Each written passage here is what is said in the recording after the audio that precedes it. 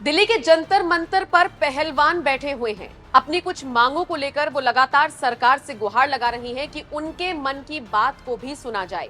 खिलाड़ी भी सोचिए छोटे मोटे नहीं हैं, वो खिलाड़ी हैं जिन्होंने देश का नाम दुनिया भर में रोशन किया है।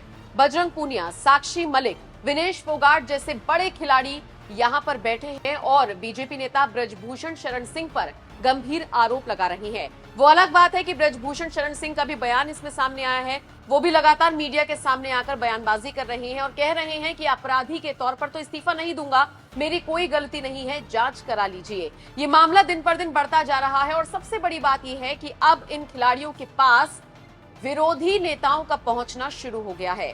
वो नेता जो मोदी विरोधी हैं, वो नेता जो योगी विरोधी हैं, वो नेता जो पूरी बीजेपी को जमकर कोसने का काम करते हैं। आप देखिए यहाँ पर पप्पू यादव पहुंचे जिन्होंने सीधे सीधे तौर पर योगी आदित्यनाथ का मजाक उड़ाया, कहा किस तरह से वो हमारे सामने रोया था। उसके बाद प्रियंका गांधी पहुंची जो खिलाड़ियों को गले लगाती हुई नजर आई और पूरे प्रकरण पर राजनीति करती हुई नजर आई। फिर केजरीवाल यहाँ पर पहुंचे जिन्होंने साफ तौर पर कहा कि ऐसा नहीं करना चाहिए, पीएम मोदी को भी खिलाड़ियों की बात सुननी चाहिए। इस मंच का इस्तेमाल तमाम राजनीतिक लोग कर रही हैं और अपनी राजनीतिक रोटियां सेकने के लिए कर रही हैं। इन सब के बीच बीजेपी नेता और विनेश फोगाट की चचेरी बहन बबीता फोगाट ने निशाना साधा है।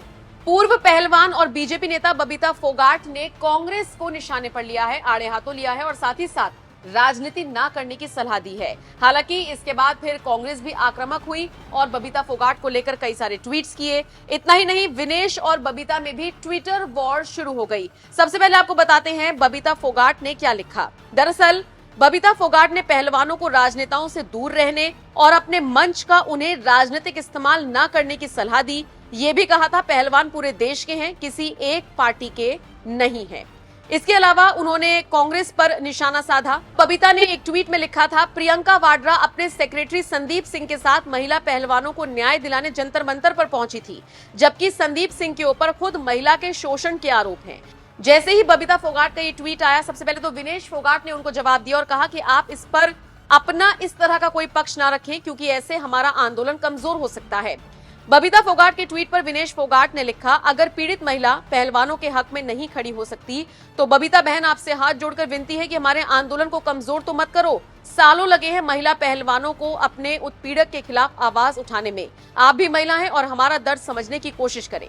इसके बाद कांग्रेस नेता श्रीनेत ने भी ट्वीट करते हुए लिखा, बबीता फोगाट जो सड़क पर बैठी अपनी मजबूर बहनों का साथ न दे, वो नेत्री बनने का ख्वाब देख रही हैं। आपको बता दें, बबीता फोगाट के इस ट्वीट पर लगातार बवाल मचा हुआ है। खिलाड़ी भी एक तरफ हो गए हैं, बबीता फोगाट दूसरी तरफ हो गई हैं। बीजेपी नेता के तौर पर उनको देखा जा रहा है और कहा जा रहा है कि इस पूरे मंच पर वो भी राजनीति करने के उद्देश्य से इस तरह के ट्वीट कर रही हैं।